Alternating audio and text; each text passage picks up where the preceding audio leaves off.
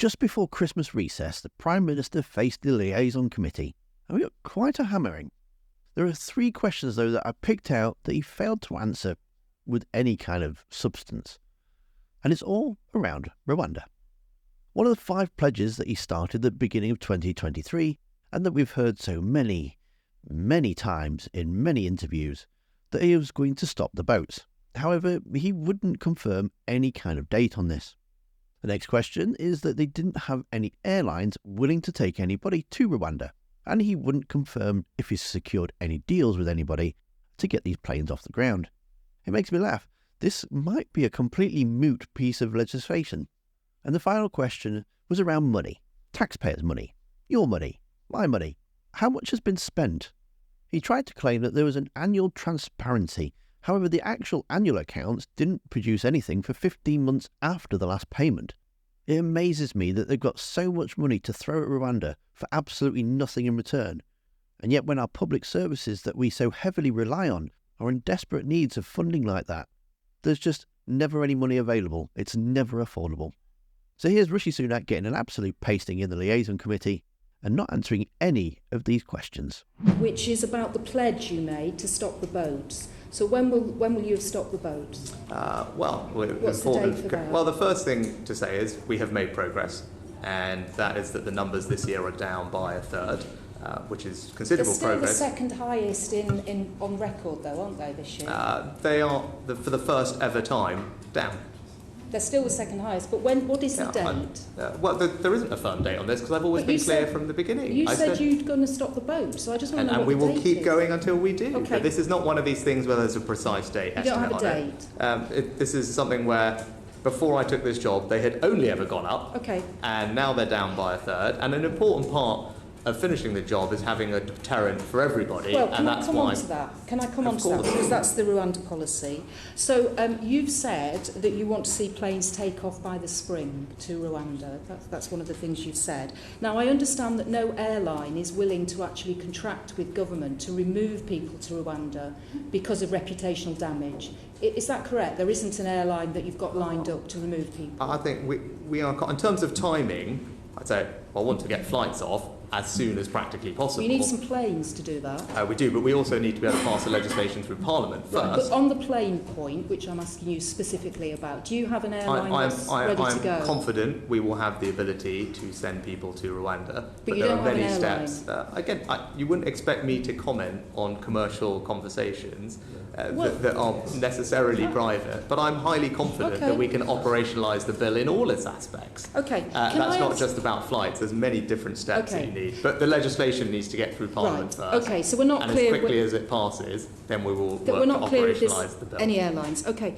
The last Labour government was returning one person every 8 minutes at the end of the Parliament. How many people is this government returning? This government last year returned about just over 20,000 people in various different ways. Okay, so a little less than one every 8 minutes. We're going to do the maths on that. But you talked about disclosing the cost of the Rwanda project, Prime Minister. And you have repeated the line that it must be disclosed on an annual basis. It is perfectly normal and within the normal accounting rules in terms of reporting to the Public Accounts Committee and the departmental committees, in this case the Home Affairs Select Committee, to report on projects on a different basis, especially something that's a flagship. This is a flagship policy of yours, Prime Minister. So producing information in the annual accounts, which is 15 months after the last £100 million payment was made to Rwanda, is not acceptable. What is the problem about just being open and honest about something you signed off as Chancellor that you're now championing as Prime Minister that's a 5-year programme? What's the secrecy? Because, as we've been very clear, it may well be that we want to have other conversations with other countries. Okay, which other countries are you thinking of having a conversation with? But again, it wouldn't be right to talk about these things if we're having private conversations with countries about potential alternatives to add to our Rwanda policy. We've always been clear that is something that the government would like to Prime Minister, explore. I've been on the Public Accounts Committee now for 12 years, and I'm aware of lots of things that are talked about as being commercially confidential. And then when we ask to see the papers, they're not at all. I cannot see, nor can other members of my committee, what is commercially confidential about this that won't be commercially confidential when the accounts are produced. There isn't an arbitrary timeline when something stops being commercially confidential and then does. and is no longer confidential. There is no reason to have a 15-month delay between payments being made. The only reason this money was revealed was because somebody in Rwanda, possibly inadvertently, we don't know, there's an inquiry going on, released it to the International Monetary Fund, which itself is instructive, is it not?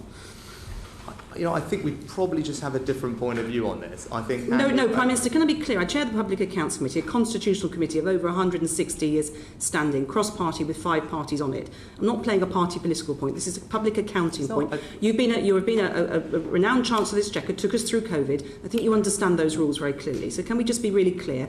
Why are you not sharing with Parliament and the public the money being spent on the Rwanda scheme? It's a 5-year project. You signed it off as Chancellor. You must have been content then, despite you now having to pass legislation to operationalisation it. Why did you not think about asking those questions then? You must have been asking those questions. Why can't you share that money with the money with us? Again, there's a balance to be struck. There is annual transparency of these numbers to Parliament. I think that strikes Prime the right Minister, balance. it is not the normal transparency, Prime Minister, that is provided on other big projects, like, for example, High Speed 2, take one. I could give you many other examples. We were receiving 6 monthly reports laid to Parliament. That is the normal approach, and it is normal to negotiate this with the Public Accounts Committee on a routine basis. We do that regularly with other departments. It's a flagship policy of yours. What is there to hide? There should be nothing to hide. The scale of HS2 compared to this, obviously, just by order of magnitude, very different. I mean, phase 1 of HS2... so it's about the scale of the project.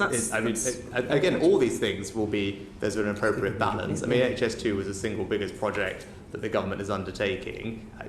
The cost for phase 1, which we'll be aware of, well north of 40 Okay, well, I just make the final observation. Very, very different. The HS2 6-monthly reporting was because the counting officer agreed with the Public Accounts Committee on a method and frequency of reporting, and that is the normal thing that we often negotiate with departments. So I hope you could give some succour to the Home Office that if they do similarly, they will have your full backing. Thank you.